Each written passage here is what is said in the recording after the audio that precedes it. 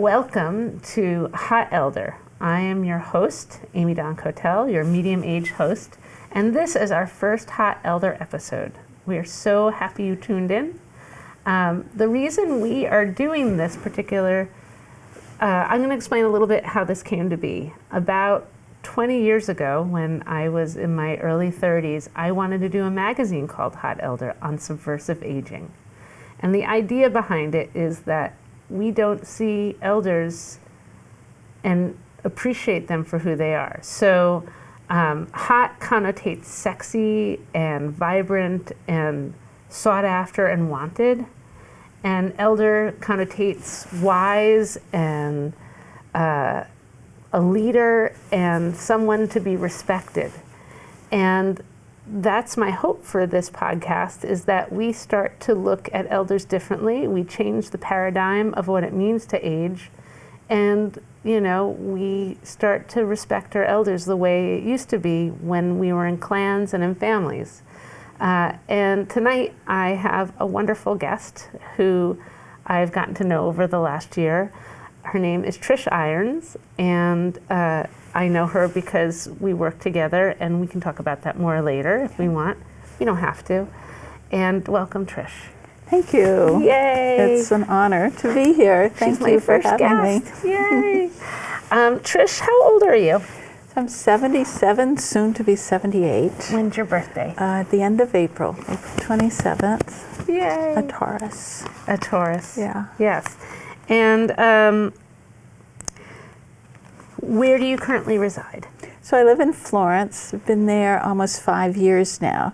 After I retired, I sold the big house where I raised the kids, and I moved to a condominium so I could be close to my daughter and her family, but I also love the Northampton community.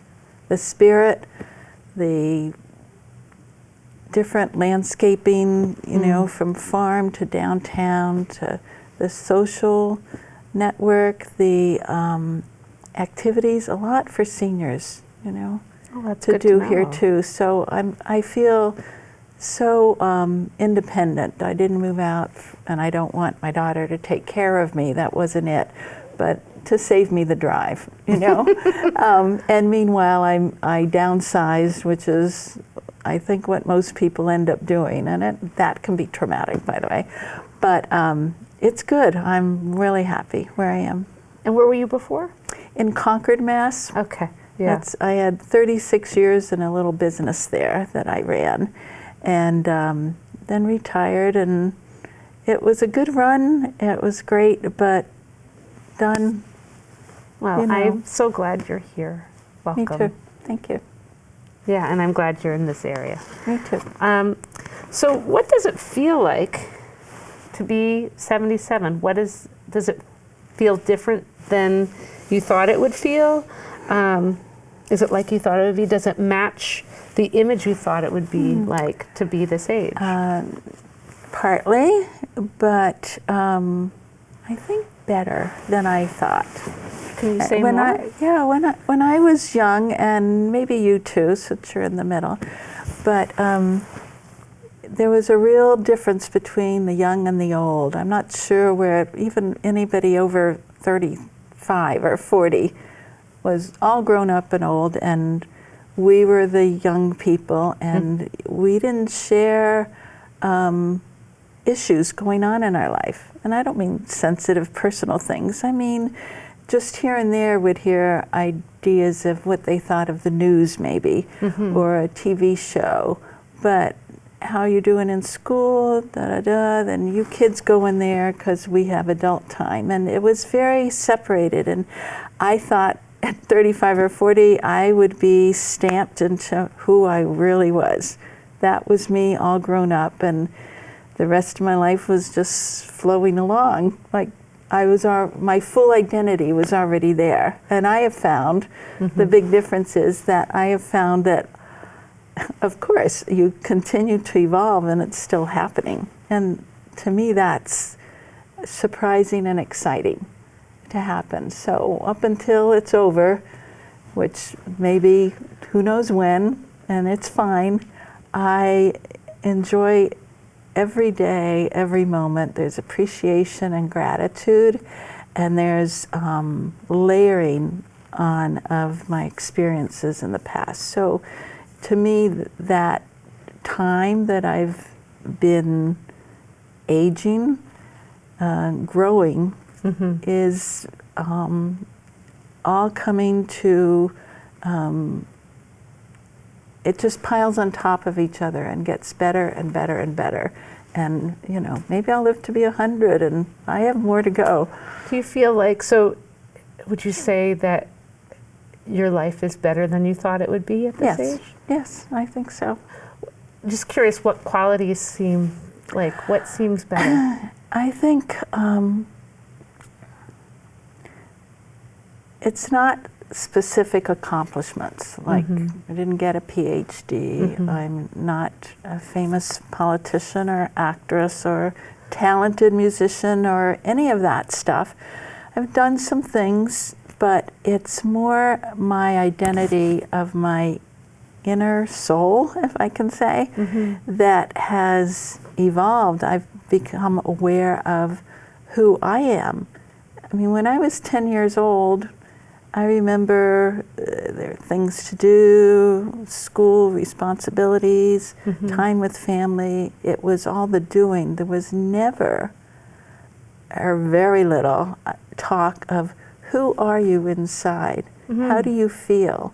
And it took me till, you know, the last year or so to really do that. I mean, I've been doing it all along without it's like a realizing summation of it. It's like a... But I think I told you I had some counseling or therapy or course or whatever it's called. And it really helped pull me into that ability to really look at what's going on in with my emotions, with myself. The anxiety, it's not gone, but I can identify it and I know what to do to help myself. I'm not looking out there to have you and you and you love me or identify what is this in me, like, you know, tell me what's wrong with me. It's almost like a satisfaction. It is, and all that out there is gravy. You're a lot of gravy. I love having you in my life, but I have to say to myself, I've learned to say to myself, and I truly believe it, that I am enough.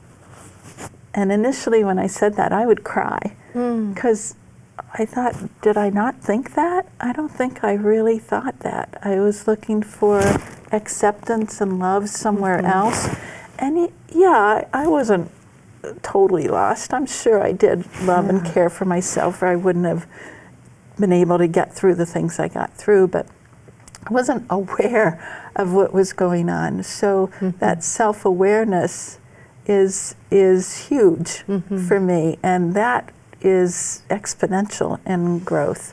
And that's where I see it. And with that as a foundation, then the things I do out there, whether it's volunteer or a little hobby or some music or my exercise or whatever it is, that all is because of my solid foundation. Like it's an outward expression of what's going on inside you, as opposed to looking for the outward expression to make your inside. Right, and you're miles ahead of where I was at that point, because you know, you are who you are, but also I think today it's more accepted to get tuned into that. Even the little ones, like my grandchildren, that's part of the conversation and what they're taught, certainly at home, if not in school. I don't know. I think it depends on the community and the family, but I'm glad that your family certainly is doing that, and I hope you're right. I hope it is more universal. Yeah. It's lovely. I love that. Yeah. What do you do with your time? That's a pretty broad question. Right. Well, the change once you retire for me, because work was very hectic and why don't you say what exhausting. You did? So, though I started out teaching school for a few years, but my major work was 38 years running a little business called the Country Kitchen in Concord, Mass. It was a 400 square foot little building, and we served takeout, breakfast, and lunch. And it was all homemade food, muffins and cookies and coffee, before Starbucks and stuff was around. It was just coffee. Coffee, milk or cream, how do you like it? And we didn't have room for anything else. So the coffee part of it declined a little bit, but people liked our personality and just to get a cup of coffee quick in and out. So that did continue. And then we roasted our own turkeys and made great turkey sandwiches with the stuffing and cranberry was our main thing. But I made a lot of homemade soups and then all the other sandwiches, you know, tuna and ham and egg salad, fresh. And people got to see the owner when they came in, who was actually working, not just somebody somewhere else. And they thanked me and they paid me. And I'm like, how good is this? Because you're giving them something that nurtures their body, you know, and they appreciate it. And any mistakes that you made, over salted or whatever it may be, were always forgiven, always. I can't remember one time that they would bring something back and said, you must have put too much of this or that in, but they always came back because they wanted to tell me, to help me, to like, don't sell the rest of that or whatever it was. That connection. And we knew who your child's getting married or graduating. They knew what was going on in my life. Concord's not a small area, is it? It's a pretty big area. No, it's big, and you know, we ran the gamut of the workmen, you know, who worked for the town, and the trades, and the policemen, and the executives on their way into Boston. We had everybody in there, and I loved that. And it was during most of the time, except toward the end, the political environment was much more friendly. So there was that diner kind of discussion going on, because we had a little TV up in the corner with the news on. So people could sit there too and be there. We had stools on the other side of this glass case, but technically there was no seating. But there was what we called the breakfast club. Group of people would come in that just saw each other all the time, so they would sit and discuss it. And during the day, you know, if you came in for lunch even 3 or 4 times a week, over 20, 30 years, we've had hours of talk together. So you know, that was really warm. Fulfilling. For me, yeah, very fulfilling. Food was just the vehicle. It's not like, oh, I love making food for people. It's okay. But it was that connection. Nurturing connection. Yeah. And it worked both ways. So now, what do you do? Now that's done. When I retired, that's like a huge piece to be done. It was like a big sigh of like, whew. Once I knew I was retiring and closing, I was so looking forward to it, because I was 72 and the body's starting to fall apart too, and I was just tired. So it was a good run. So after that, there are days like, I didn't do that much today. You know what? I just did what I damn well pleased. Unbelievable. You could I can decide. I vacuum half my little house and then leave the vacuum out. And then the next day, do the rest. I'm like, this is unbelievable. To have rest and... Yeah, to like, you know what? I feel kind of tired. I don't have to finish it because the kids are coming home or somebody's showing up. It's just me. And that helped me, I think, move to my self-inner identity journey thing.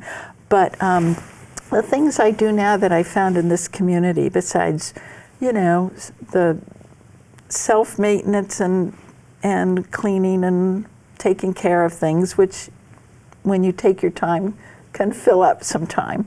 But I volunteer for Northampton Neighbors.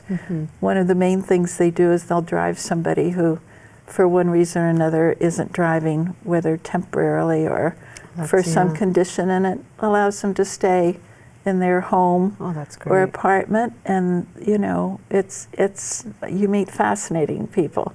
and different kinds of people, and I enjoy that. And you can say yes or no. I do 2 a week, 3 a week, 1 a week. It depends, you know. The availability. So I like that, and also volunteer to help someone who needs help with dementia or Alzheimer's, the memory clinic out of Cooley Dickinson. And I'm waiting for a new family to come up. I'm going to meet them next week. Oh, wow. So I enjoy doing that, like helping people, and it gets you out there too. Yeah. And then, you know, I have my workouts with you, and I do a lot on my own, and walking through Look Park, and water aerobics once or twice a week.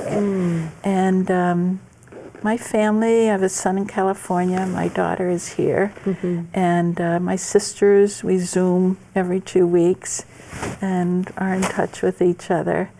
And reading, I was never able to read while I worked. I was too busy. I fell asleep trying to read a book because you're just exhausted, you know, what you're doing.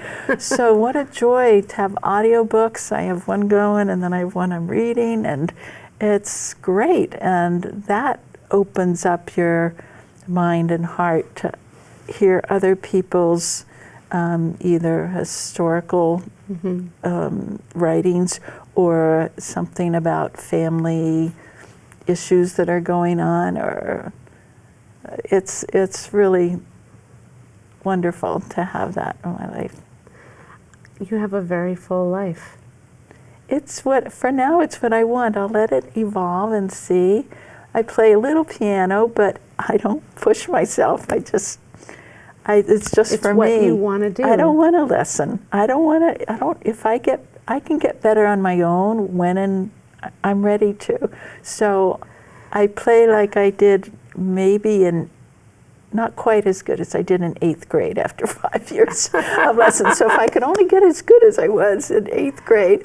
When you're ready, you will. I can play songs. Yeah. And they sound like the song, and I love it. Music is great, but it's my little expression, so.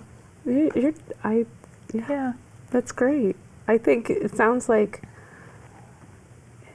you don't have to answer to anyone. That's right. So you're creating a life based on your yes. Right. And every time you say yes, you are saying no to something else.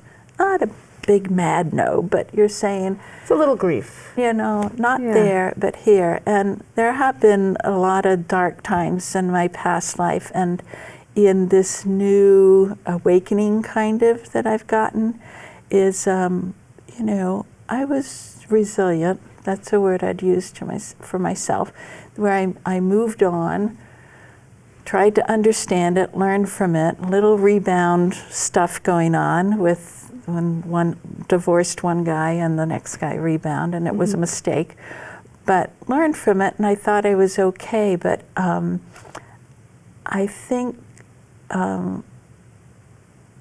in this joy and peace and growth that I'm feeling now, it's unrealistic to say that's where I am and that's it. There's no dark side there. You can't have the light without the dark, and it doesn't pop up a lot because I'm controlling things now. It feels good, but I recognize more in the past what was going on, and I forgive the people that hurt me, and I forgive myself for the mistakes, and that's a big one, to get to that. That is amazing. Because the guilt is always there. It's hard to really say done with guilt, but you do have to forgive yourself, and that's a constant process, because if I thought about it, of what happened when you only know what you know then, and you act on that. And I did it with best of intentions, but it was not good decisions all the time. But I did learn from it. But you have to. Yeah, I think that's the most important thing, is owning your shit and learning from it, right? Right. Because that's the only way to go. If everything is always good, you're never going to have a challenge, a situation. Right. You know, I quote to my grandson, and he knew what I meant because he had heard it, you know, John F.K. said, we go to the moon because it is hard, he would say. And I like how you said it. That's how he would say it. That's how he would say it. So we do some things, not like, let me find the easy way. Sometimes you're either forced into a situation or you choose it because it's hard. Right. And, you know, like even the dementia situation with I was like, ooh, that's a little scary, but the woman in charge was so inviting and so helpful in helping me get matched up with the right person who had an issue. And I thought, we'll see. Yeah. If it doesn't work out, I'll go down another road. There's someone else for them. Yeah. Right, exactly. So I feel like you said, all day long we make, I don't know, thousands of choices every day. Every with second. This and that. Yeah, right. So I'm more open to those. It's not a disaster if you say yes to something and no to something and whoops, wrong turn, do this. Right. That's how we learn and grow. And I think in the past I was just on such a fast treadmill, I wasn't able to look at what was happening. You had to just do. And I think I did pretty well considering, but I'd say. I wish I had more time and was able to reflect. And it might have been the way the times were that you just didn't do that. If you talked to a shrink, you sometimes lost an election. You know, if he saw a psychologist. That's what happened in the past. Oh, interesting. Yeah, and so it was like you kept it secret, and now people are in all kinds of different therapies and counseling, and absolutely. You know, meditation is something I do all the time now, and I never could get into it before. But when I was younger, you were like a woo-woo kind of person, like, what? You do that? You've been to India? You what? You That do sounds meditation? awesome. Oh. I know. But the world is so much better in some ways, and obviously such a chaotic, stupid mess in other ways. And hopefully, I want to live long enough to read the history of what's happening and that we are moving to another side where people are kind. And if we have to legislate it, legislate the kindness. Legislate the kindness. And they'll learn to do it. And that's what some laws have done. Mm-hmm. Like, you need to treat this person fairly. I don't care if you don't like his choices or her choices or their choices in their sexual preference or their religion or whatever it is. I don't care if you don't. By law, you have to give them a fair chance. Yes. So one of my old friends in the disability rights thing that I was into for a while, you know, said if we have to put rules around it for some people, then that's what we should do. And that's what we do for children. Yep, definitely. To help them figure out where the boundaries are. Right. You know? Right. Till they can figure it out themselves. You know, how hard is it? Just be nice. Be kind, yeah. Be kind and be nice, yeah. Amen. Amen to that. Amen, sister. Amen, sister. Let me see what's next. Let me see. Here's a good one. What have been some of the biggest challenges you've had in your life? That's a pretty big question. Right. But that kind of gets into where we were starting to go with a little bit back there. Right. I mean, a specific thing I would say, my old self would say too, is my relationships. Because I had, divorced from my first husband. The second husband was a rebound from that. Turned out he was possessive and psychotic and emotionally abusive. He had a brain tumor, that's why I say psychotic. So I was treated like a possession. It looked like attention at first and it didn't show. And it was a disaster for me and my children. And he died. We were 5 years of that. So I want to say, in a way, I still have PTSD from that. I'm coping with that. And then rebound from that was, I think, a pretty good rebound because I was with the guy you've heard about. What's his name again? Fred Fay. Yeah. If you Google him, he's got a bunch of stuff written about him because he was a quadriplegic, C7, which means he could move his arms. His hands were paralyzed. So Christopher Reeve's been in the news lately. I tell people he was C1, so broke his neck way up here, and so had trouble breathing. And Fred was no trouble breathing, paralyzed his legs, but you'd think quadriplegic means your arms. It means just part of your upper body. So his hands were paralyzed. So it meant he could move around, could do a keyboard, but he had to hunt and peck. He had to move his whole arm. Because his hands couldn't move. Because he couldn't do this finite movement. He would pick up a paper like this and read it, but he couldn't do this.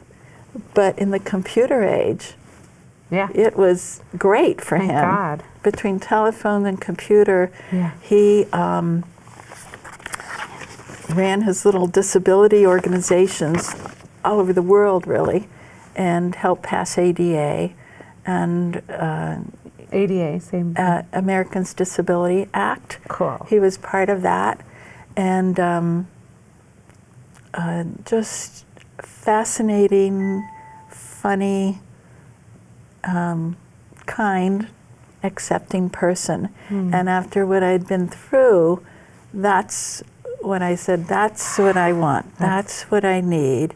And I missed that, yes, we didn't go out to dinner or dancing or tennis or whatever, or walks. I knew that up front. But looking back, what we each got out of it, about 30 years I was with him, was wonderful. And I still, you can tell, I get like all warm and fuzzy. He was a great addition to my life. And just particularly for you, I wouldn't say this, I'm curious if you could speak to what, like, because I see you as someone, when we've worked together, you have all these injuries that you've had to get through, and how you look at that because of him. Could you speak to that for a moment? Right. I think partly he, when he talked about how it happened, he fell from a trapeze, and he initially, and I don't think we feel this when we have a knee injury or something, but sometimes you think, oh, it's over. I used to be able to jog, now I can't do this. Well, think of what people with severe disabilities, how that changed their life. And he said, people are depressed and discouraged. He cried all night. And the next day he said, am I going to do this the rest of my life? Am I going to cry and be angry at the world? Or am I going to move on? And he said, I just made a conscious decision to move on. And I think that has helped me. Like, do what you can medically, emotionally, physically, and move on. You know, I'm so blessed to have all that I do have. I've had a lot of injuries, replacements. They duct tape me up, send me back out there.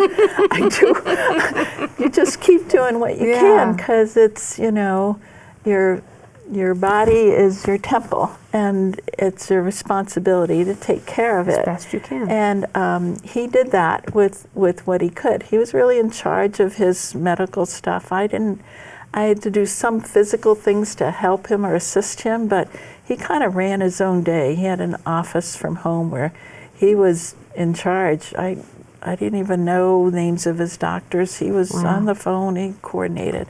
He's a PhD psychologist, so in a wheelchair he finished school and got his PhD and got jobs, retired from Tufts because of the disability. It had gotten worse. It just weakened shoulders and had to lie flat instead of sitting up. So, but he worked with a carpenter, engineer type, and they got a motorized wheel bed for him, and he zoomed around the house like he was on a go-kart.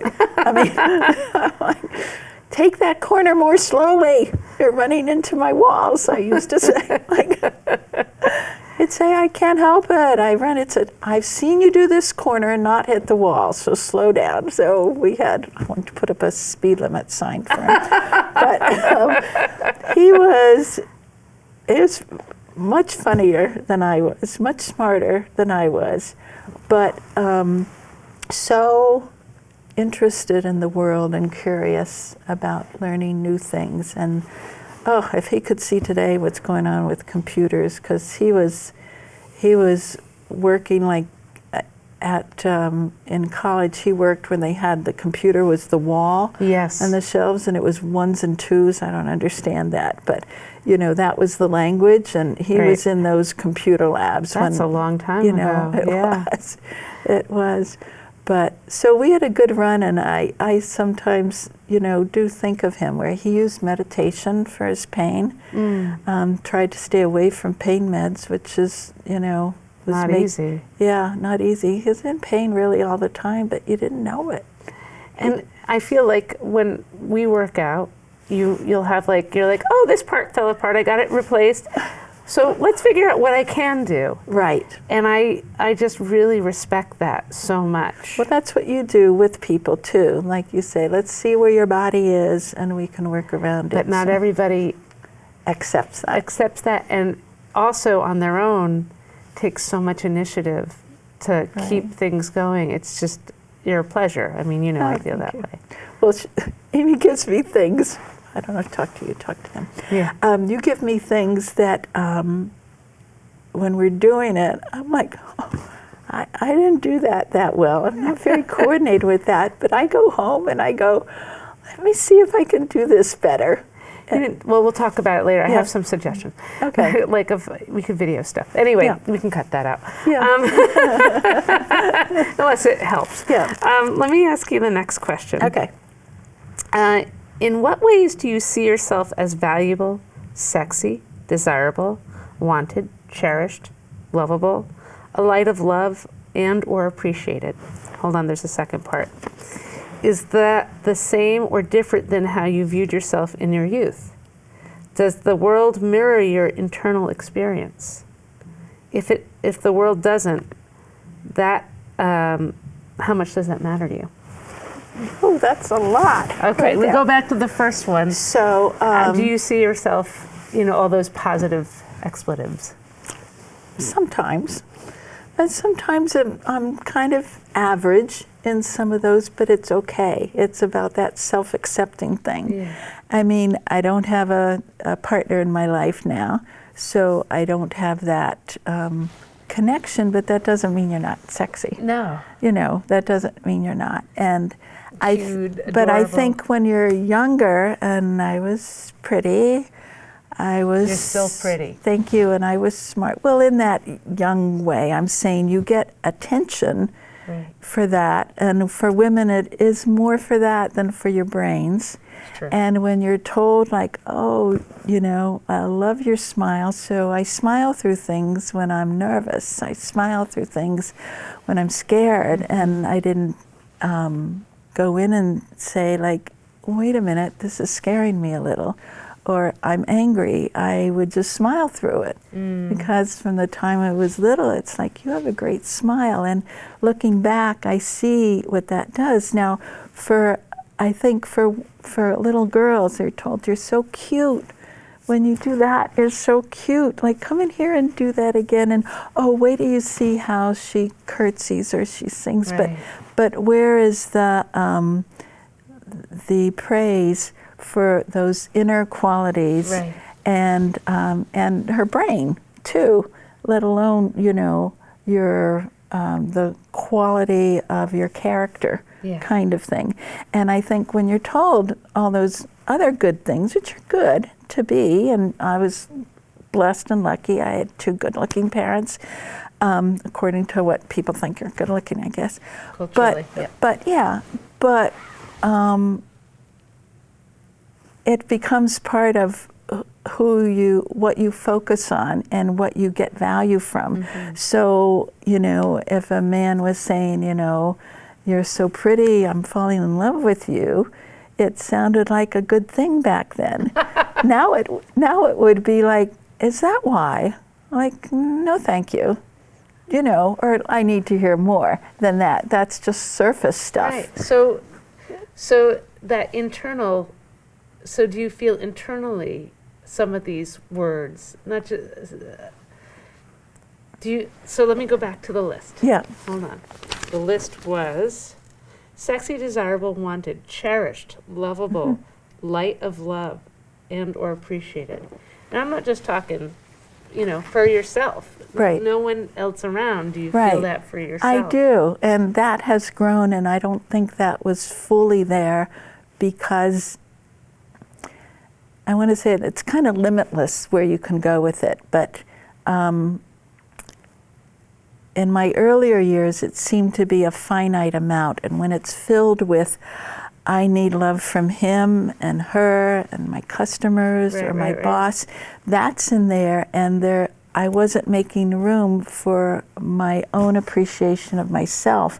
And you get dependent on, I'll dress this way or look this way or do this thing because they'll say, what a good job, or what a good, and yeah, sometimes you need to take that into consideration if you're being paid by somebody or whatever.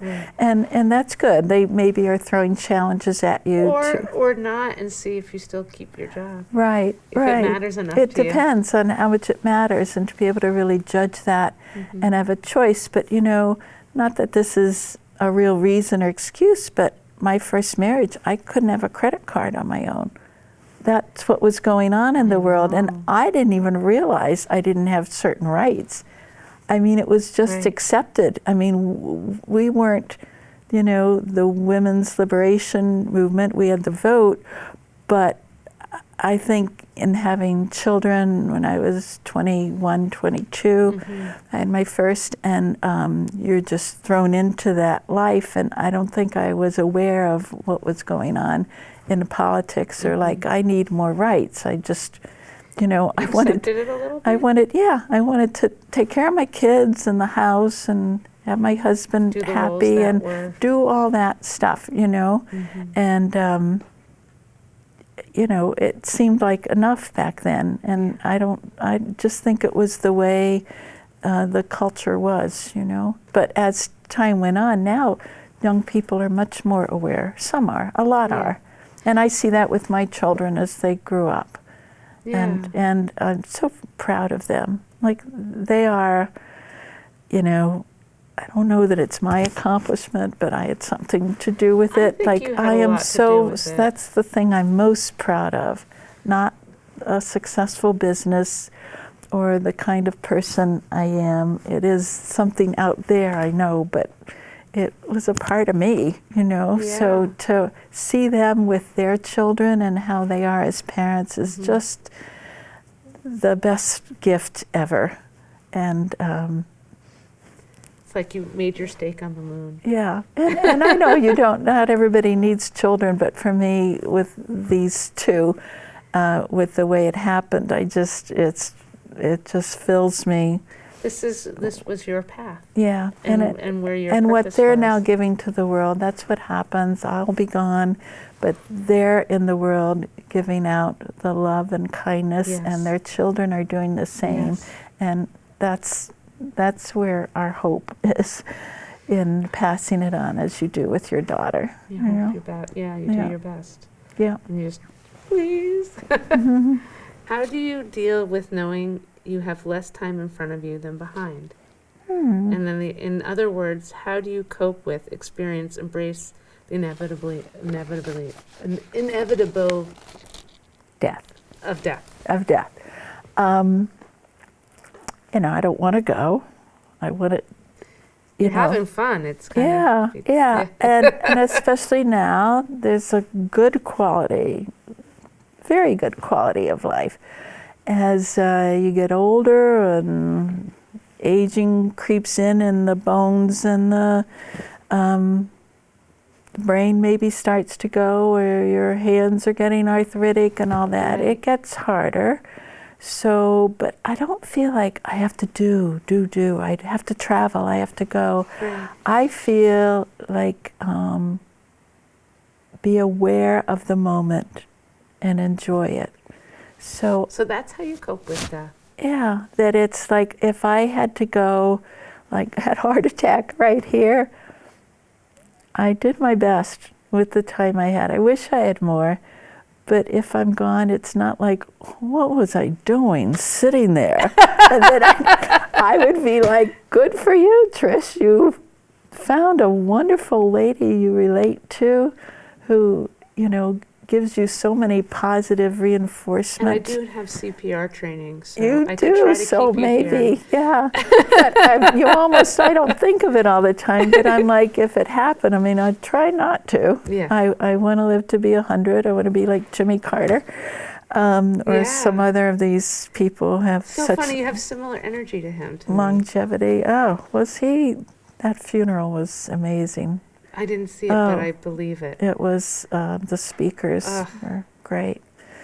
But, when you're gone, you're gone. You hope that the memory of you helps some people, that, you've done what you can for the world. So that was, here, we're going to leave with this last question, because I know that we're a little bit, going I late. could go on. I know. And we will. I know. But my question to you is let me see how I worded it.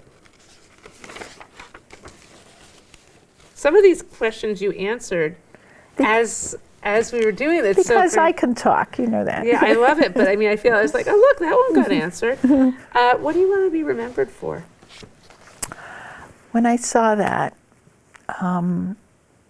sure, there's people remember the store I had, my children and all that, but the qualities that I want to be remembered for are kindness and resiliency.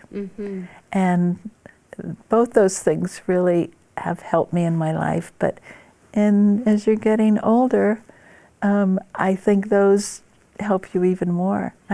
My neighbors, we have this family love, kindness thing. They're so helpful. And I find when you give it out, you get it back. And the resilience thing is so necessary.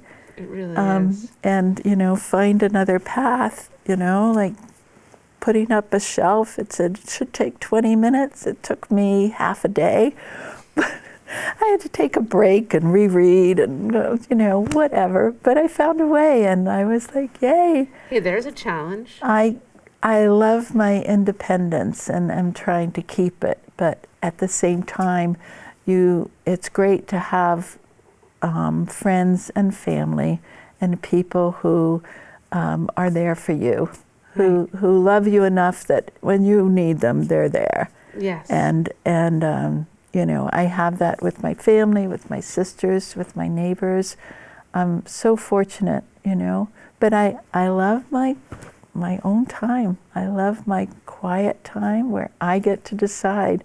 It still thrills me that I can, at 2 a.m., I can go play the piano and it doesn't bother anybody, and I can do that if I want to, I would say independence also is like that you became someone who is independent. Right. And that's kind of not just resilient, I would say, just from that someone who had a flexibility in their soul that they could keep growing throughout their life.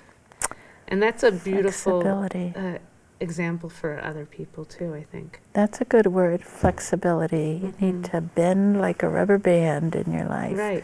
If you are rigid, things are going to hit you hard, and you're going to hit things hard, and it's not going to feel good. It's true. That flexibility. Like Qigong or Tai Chi. Yeah. So I am honored. Thank you for this Thank you. conversation.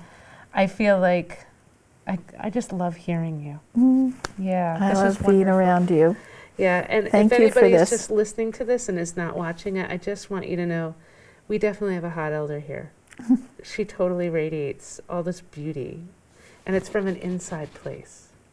And I really identified with so much of what you said. Thank you, Amy. Yeah, and I hope you live at least another 23 years. At least. Yeah, at least. At least. I'm working on it. Selfishly. Yeah. Selfishly. All right. All right. Thank you. Thank you for being part of our first podcast. We hope you come back for the next one. And have a beautiful night, everybody. Hot Elder is created and hosted by Amy Dawn Kotel, edited and produced by Katy Beyer, recorded at eMedia in Easthampton, Massachusetts.